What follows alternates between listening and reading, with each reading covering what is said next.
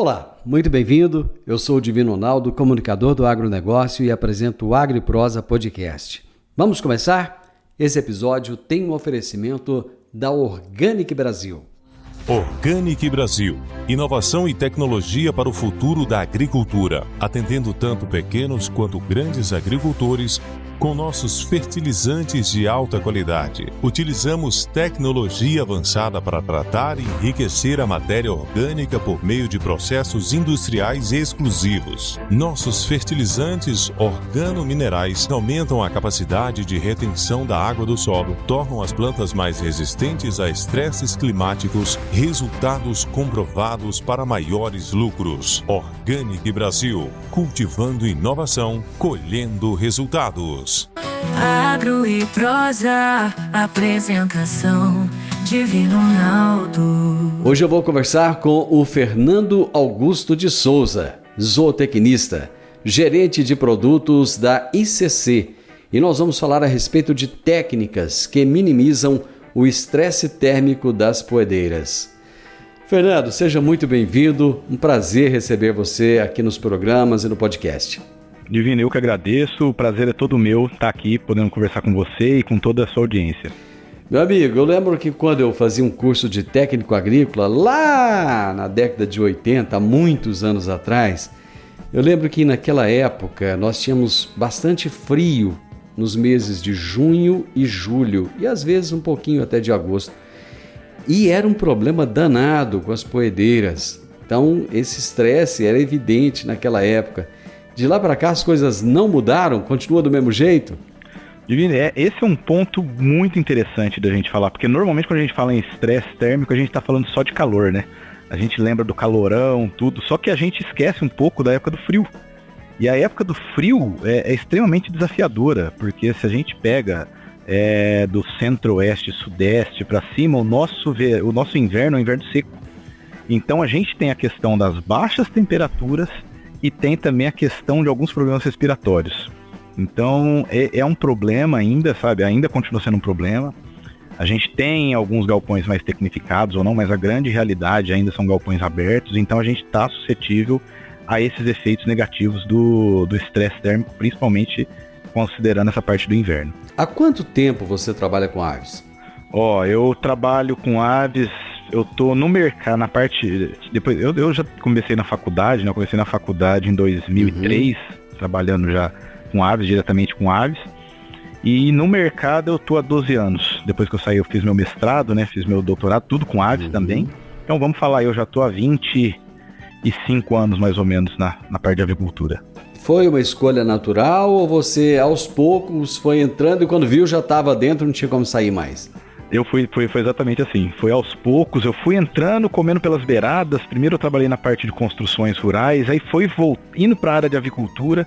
Quando eu vi, rapaz, eu estava na parte de fisiologia, depois estava na parte de nutrição, e aí não saí mais. Foi assim mesmo, foi comendo pelas beiradas, chegando até lá. E a ICC, quem é essa empresa, como é que você chegou até ela? A ICC hoje, ela é a maior empresa que faz a parte de processamento de levedura. A gente trabalha com leveduras provenientes de etanol, né? Então hoje a gente é uma empresa global, a gente está presente em mais ou menos uns 75 países, né? A gente tem centros de distribuição, representantes em várias partes do mundo. E a gente trabalha na parte de levedura. Então a gente pega a levedura que vem da fermentação do etanol, faz o processamento dessa levedura. Essa levedura ela é extremamente eficaz, assim, é extremamente diversificada. A gente tem uma gama muito grande de produtos que podem sair para alimentação animal provindo da levedura. Desde a levedura seca como fonte de proteína, a parede celular da levedura como um imunonutriente para fortalecer o sistema imune. Então, assim, tem muita coisa. E eu cheguei na ICC há 2 anos e meio. Eu sou da parte técnica, né? Comecei na parte técnica, na verdade, aí eu passei para a parte de produtos, né? Que está totalmente relacionado com a parte técnica também, com uma pitada de marketing ali. Então, essa que é a minha função hoje. Bacana, bacana. A empresa de onde? A sede da nossa empresa hoje é São Paulo, né? Mas a gente tem... Ela é uma empresa brasileira? É uma empresa brasileira. Opa!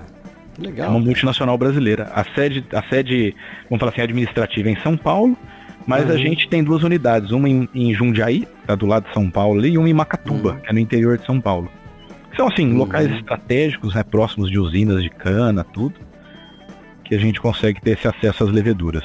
Esse negócio das leveduras, isso é algo antigo ou é recente?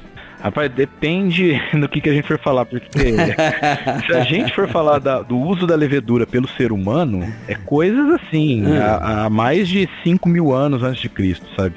Então, assim, o primeiro processamento de alimento que o ser humano foi fazer tava a levedura no meio. Aí tem um pessoal que fala que foi para produzir o pão, tem um pessoal que fala para produzir o álcool. E os estudos assim, mais antigos dos antropólogos foi na questão de produção de álcool. Então, o ser humano utilizou a levedura pela primeira vez para a produção do álcool. E com o intuito de fazer bebidas, né? Bebidas alcoólicas e tudo isso, 5.000 anos antes de Cristo. Então, assim, a relação nossa com a levedura é algo, vamos falar assim, é quase uma simbiose. Isso mostra que a relação com o álcool também não é nova, né? Também não é nova. Precisa um pouco de alegria e um pouco de comida, né? É álcool e o pão. Mas a levedura utilizada na nutrição animal, ela já é usada há muito tempo? Rapaz, é a mesma. A mesma levedura que a Saccharomyces cerevisiae que a gente utiliza na fermentação do pão e na fabricação de bebidas alcoólicas, né? Cervejas, destilados também, que o processo anterior de produção é por essa levedura, é a mesma. Então a gente utiliza a mesma levedura, que é a Saccharomyces cerevisiae, né, para todos esses processos. O que a gente faz? A gente pega essa levedura que está na usina lá, essa levedura é colocada lá, vamos falar assim de um modo mais grosseiro, ela é colocada com o suco da cana, né, vamos falar assim, aquela garapa, ela vai consumir o açúcar desse suco da cana de açúcar, e ela vai liberar CO2 e vai liberar etanol. O etanol, mesmo processo da fermentação da cerveja. Eu fazia cerveja, é isso mesmo. Da fermentação da cerveja. E do pão, acontece um pouco disso. Só que o foco do pão ali é a liberação do CO2, né? Vai ficar aquela massa airada, bem fofinha. É a mesma coisa. Isso. Quais são os principais impactos do estresse térmico na saúde e na produtividade das poedeiras?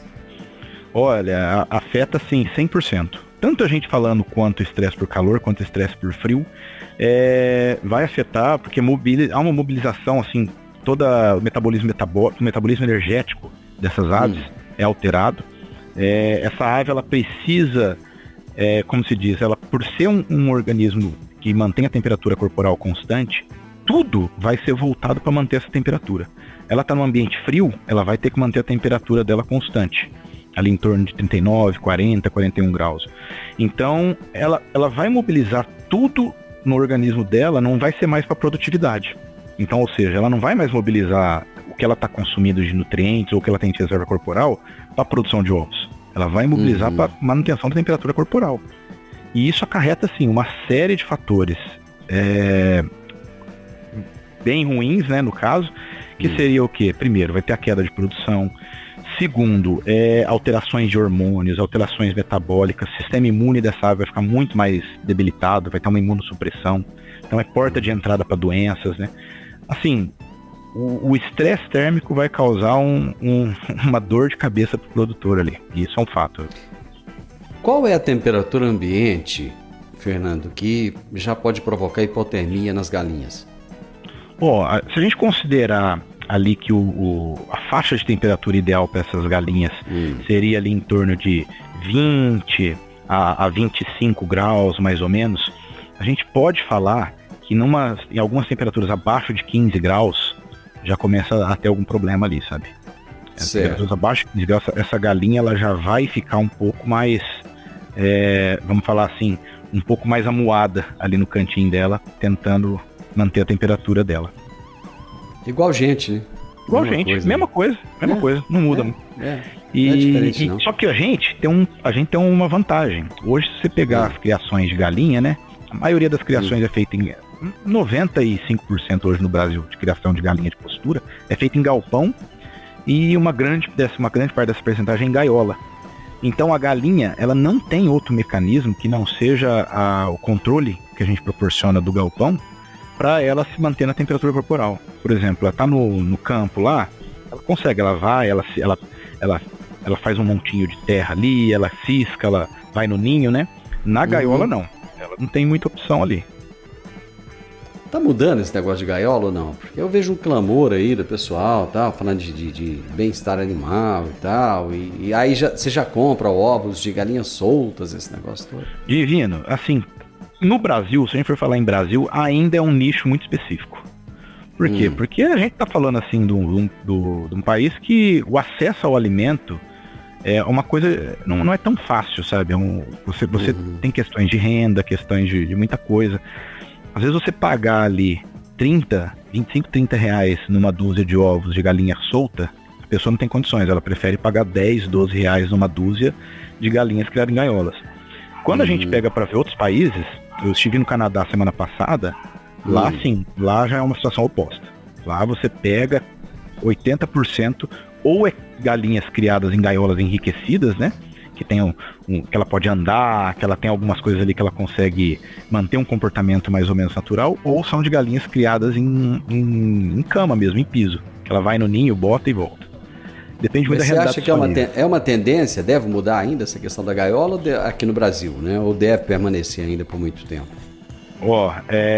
Vai mudar, isso eu falo pra você que vai mudar, só que a gente vai ter aquela mudança lenta e gradual aqui no Brasil. Ao estilo brasileiro. Ao estilo brasileiro, principalmente, porque a produção de ovos nossa aqui é muito voltada para o mercado interno. Então não tem uma demanda muito forte para essa mudança. Sabe? Se for, vamos, por exemplo, importação de carne, né? Tem uma demanda para retirada de alguns produtos que não pode ser usado na produção animal. Vai retirar, porque o cliente está pedindo para tirar. Agora, como é no mercado interno, ainda vai ter que ter essa evolução. Cara, como é que você vê essas exigências? De vez em quando a gente fala assim, a União Europeia está exigindo um monte de coisa, quer que a soja, não sei das quantas, não sei o quê, a Amazônia não pode... Nem tá produzindo soja na Amazônia, mas os caras estão falando que tá, né? Exato. E aí o gado e vai. Né? E toda hora tem uma exigência nova. Como é que você percebe isso? Divino, é 2 pontos. Algumas realmente têm sentido, sabe? Algumas realmente têm sentido, que vem para melhorar. Tipo o quê, por exemplo? Algumas medidas de bem-estar animal, por exemplo, que você observa que quando você aplica algumas medidas de bem-estar, você tem um ganho de produtividade. Por quê? Porque o animal está se expressando melhor ali. Agora tem outras coisas, cara, que é puro lobby. Eu tava num evento no Canadá essa semana passada. Cara, teve uma palestra de um pessoal do USDA, que é o órgão dos Estados Unidos lá, né? Falando assim, mas em vez de falar da soja americana, eles era para descer a lenha na soja brasileira, falando que é soja produto de desmatamento. Eita. Que é soja produzida em área de desmatamento e tal. Então, assim, tem os 2 pontos. Tem um ponto que realmente algumas coisas fazem sentido e tem um ponto que é um lobby internacional. Então a gente tem que estar nessa balança sempre ali vendo o que é uma coisa e o que é outra. Tem muito ativismo nessa área, né? Tem muito, cara. Tem demais. Principalmente você pega países assim, países europeus, alguns países, o Canadá é muito influenciado por isso, algumas regiões dos Estados Unidos também, principalmente os grandes centros, né? Então tem muito ativismo, tem muito em cima disso. Na verdade tem muito cara chato aí fora, muito cara fora da casinha, viu? Exatamente. E cara que nunca entrou num galpão, nunca viu uma ave na vida. O pior é isso. Não. Vamos voltar nas galinhas, tá? Que eu acho que faz mais sentido que ficar falando desses chatos aí.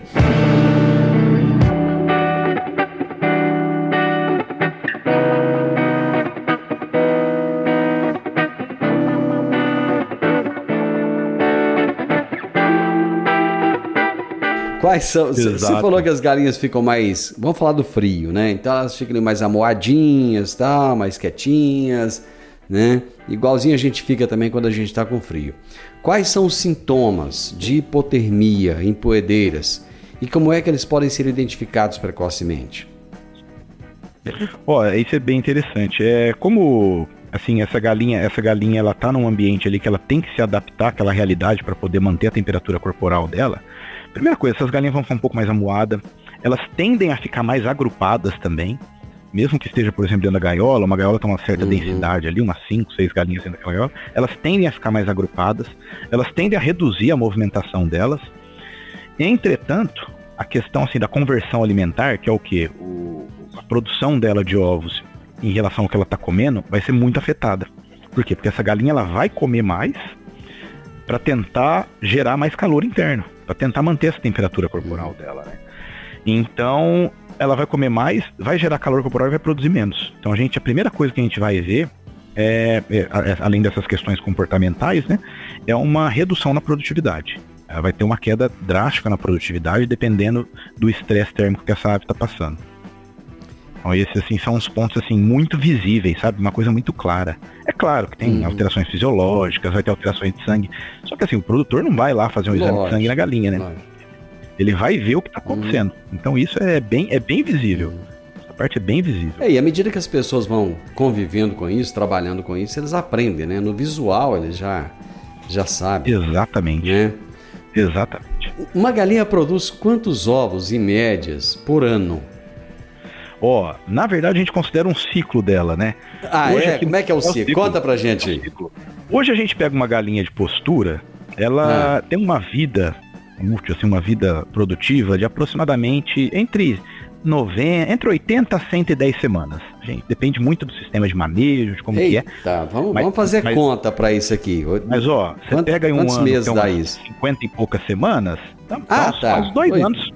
Praticamente 2 anos. 2 anos. Entretanto, dessa vida produtiva, essa galinha vai começar a produzir ovos mesmo a partir da 17ª, 18ª, até a 20ª semana. Porque antes disso ela ainda é jovem, né? Então ela está desenvolvendo todo o sistema reprodutor, ela está desenvolvendo está tendo aquele desenvolvimento corporal dela, né? Então ela tem uma vida produtiva aí mais ou menos da 20ª semana até até a 100ª, no máximo aí. Até a 100ª, então entre 20% a 25% da vida dela, ela não produz. Exato. Entre 20% e 25% mais ou menos, você só investe. Para você produzir, para você fazer uma galinha boa, para chegar na fase de produção, essa galinha ter uma condição corporal adequada, ter uma produtividade boa. E a galinha produz ovo todo dia ou não? A galinha, a gente fala que ela produz ovo, quando ela tá na fase assim, no pico de produção dela, ela produz mais ou menos uns 6 ovos por semana. A gente fala que ela folga no domingo, né? Mas é por causa do tempo da produção desse ovo. O tempo de produção desse ovo ali tá entre 26 a 28 horas, né? Então um dia vai falhar. Então, mas isso é no pico de produção, porque a galinha, ela chega nesse pico de produção ali, que chega a uns 98% mais ou menos, e vai caindo ao longo da idade dela. Até chegar ali nos 80, 75, alguma coisa. Então, nesse pico de produção seria mais ou menos uns 6 ovos por semana. Depois que a galinha não está mais naquela produção toda, aí ela é descartada, vai para o abate? No final, ela é. No final, ela normalmente é descartada, vai para o abate, porque não é só o fator produção. Ela começa, o ovo dela começa a sofrer algumas alterações, principalmente na qualidade de casca. Então ela começa a produzir muito ovo com casca fina, os ovos trincam com mais facilidade, eles quebram com maior facilidade, né? E esse também é um outro problema.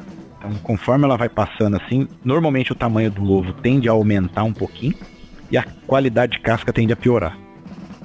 Eu tô te fazendo essas perguntas, logicamente que é curiosidade, eu quero entender um pouco mais e eu tenho certeza que muitas pessoas que estão nos ouvindo ou nos assistindo não têm a mínima noção, né, de como é que acontece. Como é que acontece a produção do ovo? Eu sei que, assim, estou fugindo um pouquinho ali do nosso assunto de manejo, mas nós vamos voltar nele já.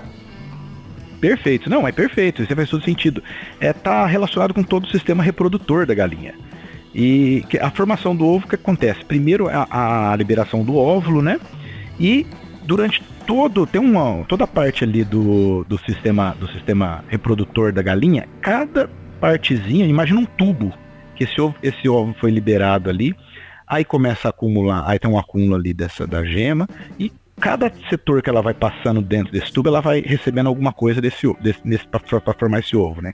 Aí ela recebe depois a clara, depois começa uma membrana que forma a casca, depois forma a casca, e a casca ela vai estar 100% calcificada e pronta quando ela entra em contato com o oxigênio.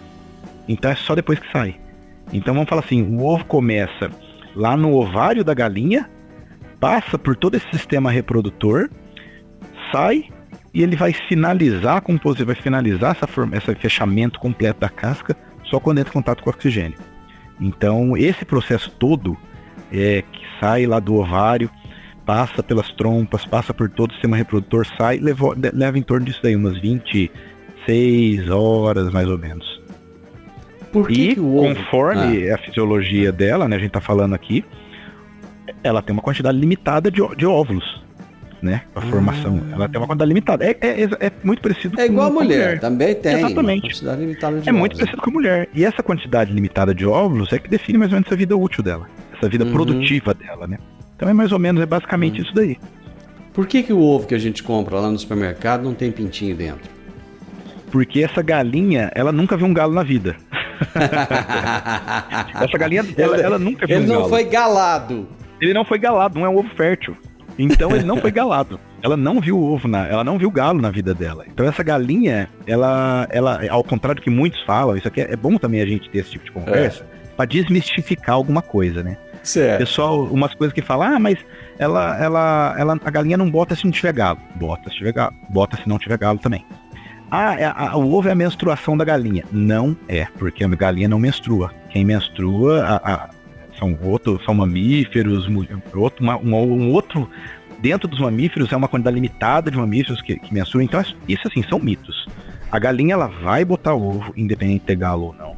E o ovo que a gente compra no mercado é um ovo não galado. Pense porque você não vai ter um galo ali, que não faz sentido, né, Divino? Você não faz sentido ter um ovo para consumo que ele vai estar fértil, porque vai ter outra ave ali dentro, que geralmente o galo é uma ave mais agressiva. Vai ter vai ter uma vida útil de prateleira que pode ser um pouco prejudicada, que a gente não quer. Então, assim, vai ter uma série de fatores ali dentro que se você tiver um galo e tiver um ovo galado ali, vai complicar muito mais. Por que que às vezes a gente chega no supermercado, na seção onde tem os ovos, e tá um cheiro de podre terrível? Isso, rapaz, isso, a gente tava falando daquelas mudanças que estão ocorrendo no mundo, né? Uma coisa que eu tô vendo nas viagens internacionais que eu faço é que ovos, na maioria desses países, Estados Unidos, Europa, são mantidos refrigerados. Eles são refrigerados a partir do momento que saem da granja e ficam refrigerados durante todo o armazenamento em supermercado. Que não é uma realidade ainda no Brasil, né? Então o que acontece ali? Algum ovo pode estar trincado, ele pode se romper, pode estragar ali dentro, no meio da cartela, você não vai ver isso, mas vai ficar aquele cheiro. Então assim, são coisas que eu acho que com o tempo vai se justificar. Por quê? Porque eu vou ter um gasto maior com refrigeração para esses ovos? Vai ter. Só que você vai ter uma vida de prateleira muito maior desses ovos também, qualidade maior também. Ovo caipira é mais saudável que ovo de granja? Não, as perguntas que eu tô fazendo pra você, né? Eu te falo isso porque eu já fui criador de galinha caipira. Tinha muita galinha caipira. E assim, eu tenho mais tranquilidade comendo um ovo de granja do que um ovo caipira. Por quê? O ovo de granja, ele tá numa condição sanitária ali muito mais controlada do que o ovo caipira. O ovo caipira, normalmente, essa galinha, ela coloca esse ovo num ninho, às vezes esse ninho tá sujo. Igual eu te falei, o ovo, ele termina o fechamento dos poros da casca, né? Daquela cutícula que forma na casca, quando é em contato com o ar. Se esse ovo foi posto num ninho que tá sujo, provavelmente você vai ter alguma entrada de bactéria ali dentro, antes desse ovo estar completamente fechado. Na granja, no ovo de granja, você não tem essa possibilidade. Normalmente o ovo ele tá ali, ele é posto dentro da gaiola ou do sistema de coleta de ovos, ele já sai daquele sistema. Então assim, se for para eu te falar em termos sanitários, eu aposto muito mais no ovo de granja que no caipira. Então assim, em termos de nutricionais, não tem diferença nenhuma na composição. E isso vale também pro ovo marrom e pro ovo branco. A gente só paga um pouquinho mais caro no ovo marrom, mas a composição nutricional dele é a mesma do ovo branco. Não muda nada. Só a corzinha que muda ali, fica mais bonitinho. Só a corzinha que muda. Tá, e o preço. Deixa eu voltar aqui no nosso assunto. A gente estava... O tema, né, nosso aqui é manejo. Então, que estratégias os produtores podem adotar para garantir o isolamento adequado dos galpões? Exato. Isso é um ponto bem interessante, porque reflete muito a condição que o produtor tem do galpão dele, né? Não existe assim uma receita pronta, mas, por exemplo, você pegar um galpão que é muito aberto, às vezes você tem que ter um controle de cortina, sabe? Você fecha um pouco a cortina de um lado que tá ventando mais, tá entrando mais frio. sobe, desce essa cortina, vai fazendo esse manejo de cortina de acordo com a realidade que você tem ali. Se, por exemplo, você chega numa situação que está muito frio, que você precisa ter uma fonte de aquecimento dentro do galpão, aí tem diversas fontes. Você tem sistema via fornalha, tem sistema via turbina de ar, tem sistemas de resistência. Então, depende muito assim, da condição que você tem ali dentro daquele galpão, do que você pode dispor dentro daquele galpão para atenuar esse efeito do estresse térmico, né? E da temperatura em si. Tem um certo limite ali, ou por exemplo, deu um dia de muito frio. Um manejo de cortina ali vai ser eficiente. Eu tô com um mês de frio absurdo aqui. Não, aí você tem que dispor de algum artifício. É bem dependente da realidade do produtor e do que é possível fazer, né? Que vai servir também para a época de calor, né? Da mesma forma. Exatamente. Perfeito. Vamos falar de nutrição. De que forma a nutrição com levedura? Você falou pra gente lá no início das leveduras de cana-de-açúcar. De que forma a nutrição com essas leveduras de cana-de-açúcar contribui para essa imunonutrição das aves? Perfeito. Não, isso é fazendo um link aqui com essa situação, com esse tema que a gente está falando de estresse térmico, né? Uma situação de estresse térmico, o próprio nome diz, vai causar um estresse nessa ave, vai causar alterações fisiológicas. E algumas dessas alterações refletem diretamente no sistema imune. Então, quer dizer, essa ave vai ter uma produção, vai estar afetada a produção de anticorpos dessa ave, vai estar afetada a produção de algumas células de defesa. Então, isso pode ser uma porta de entrada ali para alguma doença, para alguma patologia, que vai piorar mais ainda a situação do estresse térmico, né? Então, o uso da levedura, principalmente quando a gente fala da parede da levedura, que está falando de beta-glucana, mananos ali, ele vai atuar diretamente no fortalecimento desse sistema imune. A levedura, na parede dela, tem uma molécula, que é essa beta-glucana, né? Tem um bichinho ali, vamos falar assim, que quando ele entra em contato com as células do intestino, essas células reconhecem essa beta-glucana como uma molécula ali e falam, opa, isso é algo diferente, vamos produzir mais células do sistema imune. Quando ela está fazendo essa produção de células do sistema imune, ela está fortalecendo esse sistema imune. Tá? Vamos falar assim, em vez de você ter ali 10 soldados, você vai ter 100. Pode ser que não tenha um desafio específico? Pode, mas se tiver um desafio, 100 soldados vai ser mais eficiente no ataque do que 10 soldados. Então, quando a gente está numa situação de estresse térmico, há um desequilíbrio no corpo, que algumas substâncias negativas são produzidas, no caso aí radicais livres, esse tipo de coisa, que vai causar um processo inflamatório, e essas células do sistema imune que vai combater esse processo inflamatório. Então, o uso da levedura é muito importante, principalmente nessa parte aí, de auxílio ao sistema imune, regulação assim do estresse oxidativo, né, que é por causa desses radicais livres. Então, a levedura está ligada a tudo isso daí. Vamos falar assim, nessa mitigação dos efeitos negativos do estresse causado tanto pelo frio quanto pelo calor.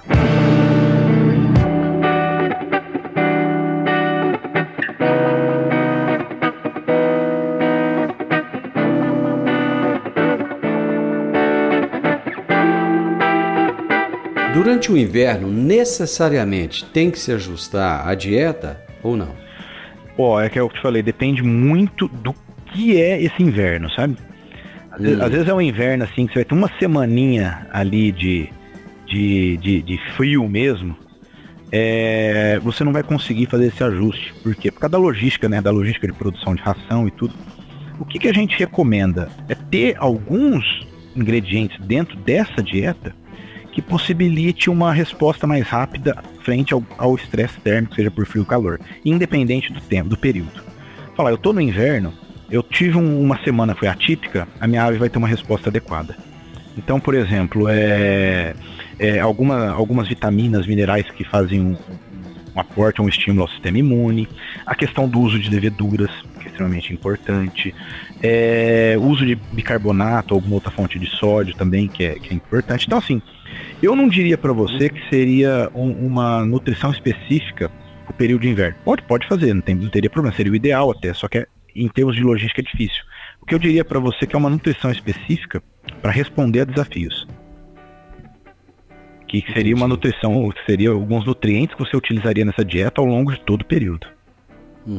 Aliás, falando em desafios, quais são os desafios mais comuns enfrentados pelos produtores nessa implementação das técnicas de manejo durante o inverno? Olha, principalmente essa questão da manutenção da temperatura, né? Essa questão de você fornecer nutrientes adequados para essa ave, porque esses nutrientes, quando essa ave entra em estresse térmico, o organismo dela, ele vai direcionar esses nutrientes, vamos falar assim, para a sobrevivência da ave, não vai ser para a parte de produtividade. Então, assim, a gente conseguir assegurar que esses nutrientes, eles têm o papel que realmente a gente precisa que eles desempenhem, né?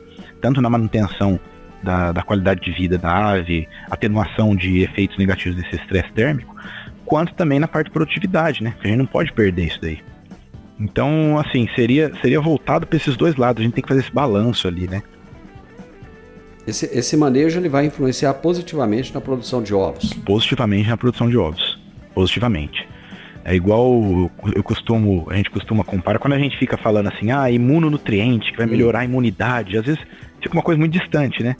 Mas que é uma coisa tão simples que a gente faz, normalmente, quando às vezes chega um inverno, período, se a gente não começa a tomar uma vitamina C, pega aquela vitamina efervescente, põe num copinho, toma uma vitamina C, ou toma algum complexo vitamínico, a gente tá pensando nisso.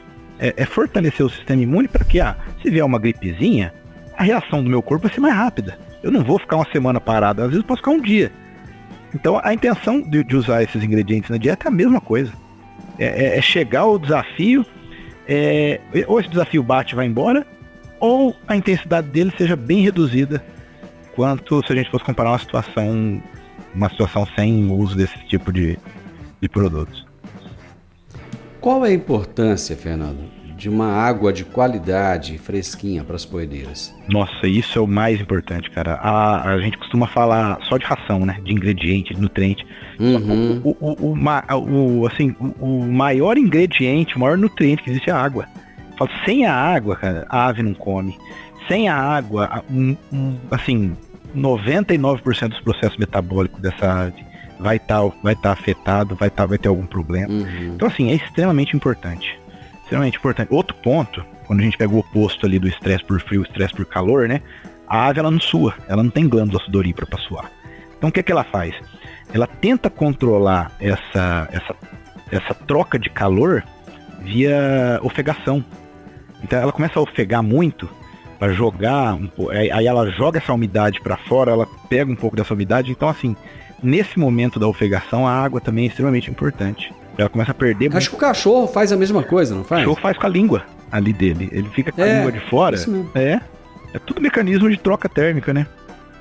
Na época do frio, então, essas aves elas diminuem a atividade física delas, né? Você falou que elas ficam ali mais retraídas. Mais juntinha, mais juntinha.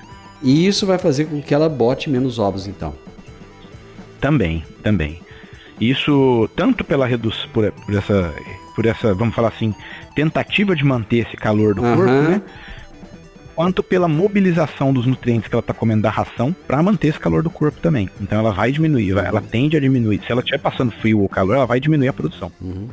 Isso é fato. O fato de vocês utilizarem essas leveduras de cana-de-açúcar para trazer mais resistências para as aves, isso traz algum impacto positivo no meio ambiente? Em todos os pontos, assim, que a gente pode considerar. Se a gente for pegar a produção animal em si, tanto na parte, assim, nessa parte que a gente está falando de melhoria das condições dessa ave, menor utilização de antibiótico, porque se você tem uma ave que fica menos doente, você vai ter que usar menos medicamentos. Melhora na eficácia das vacinas, né? Você tem uma ave ali que está com maior quantidade de célula de defesa, quando você aplica uma vacina, a resposta a esse antígeno ali da vacina vai ser mais rápida.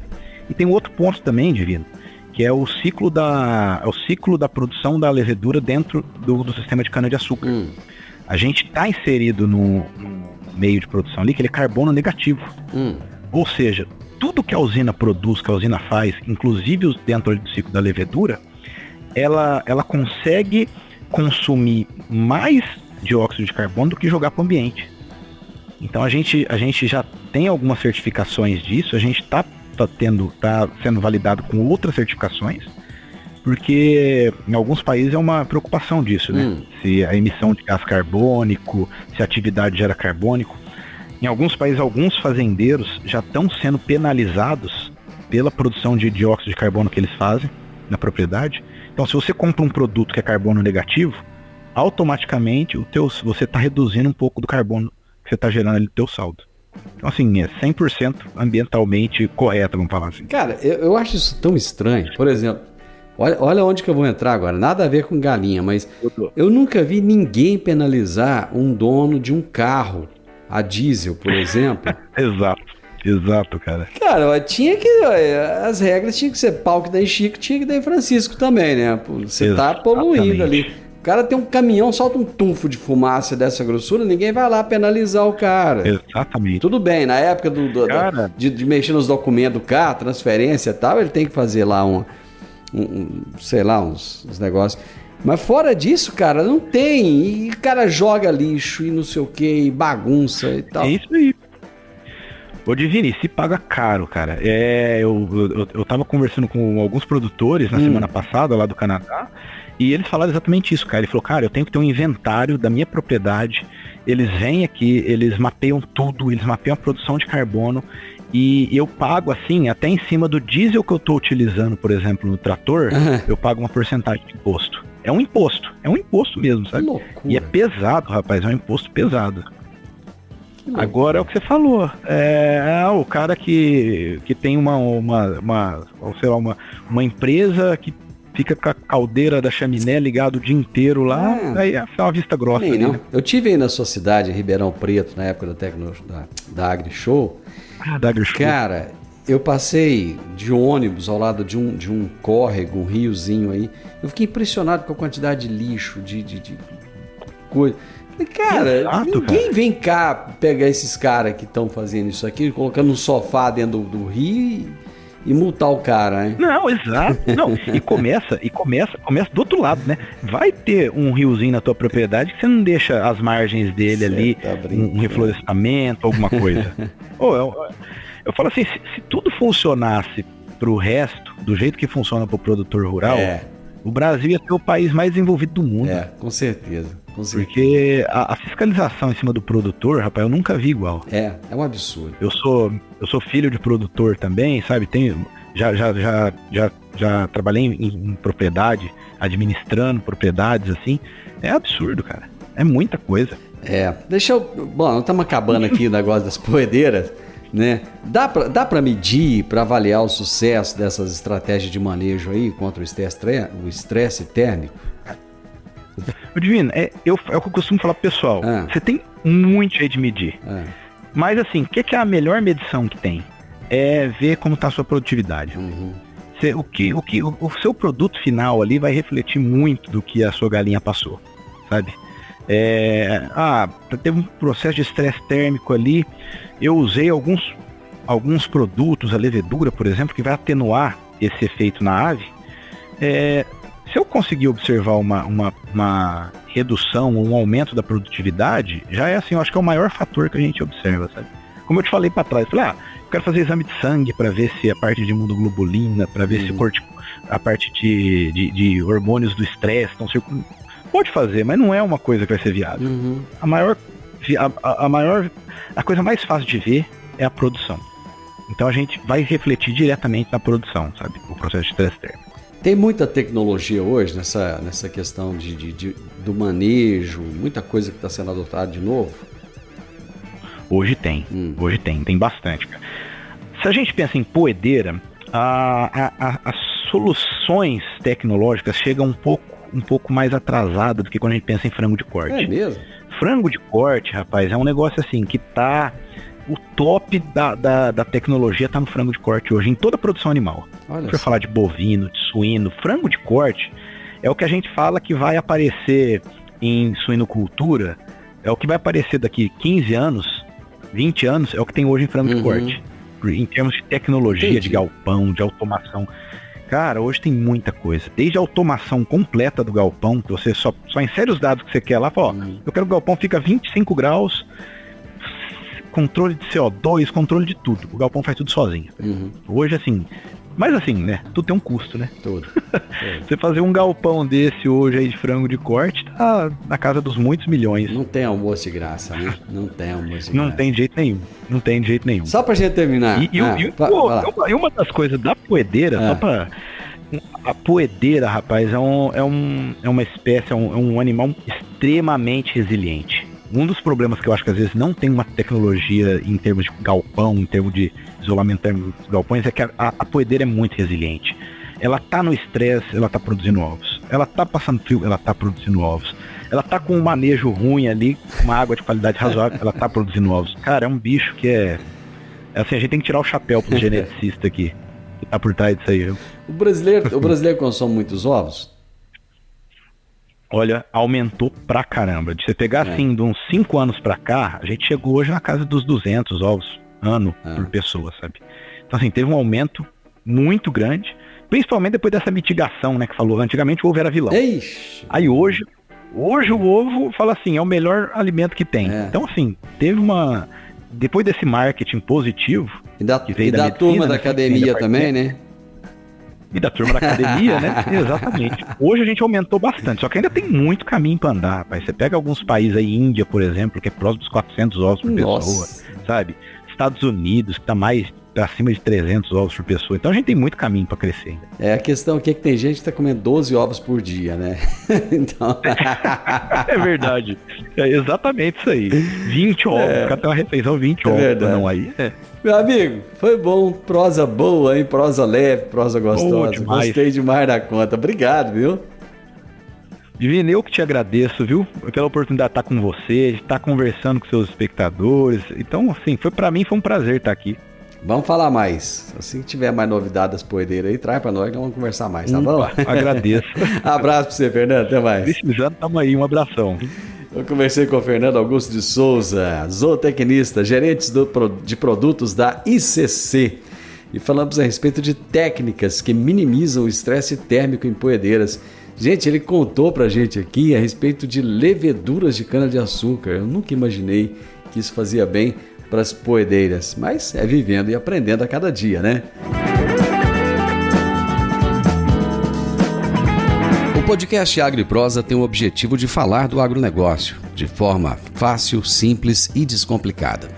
Diariamente conversamos com os maiores atores do agro e abordamos os mais diversos assuntos de interesse de produtores rurais, técnicos, pesquisadores, profissionais da área e simpatizantes do agronegócio. Se você gosta do nosso podcast, então você pode nos ajudar. É muito simples. Basta seguir-nos nas principais plataformas de streaming e também no YouTube. Se você deixar um gostei, compartilhar os episódios e deixar um comentário, já vai nos ajudar muito a dar relevância tanto ao podcast quanto ao canal. E o mais importante de tudo, nos siga para receber notificações de novos vídeos e episódios. Um grande abraço para você e até a nossa próxima prosa.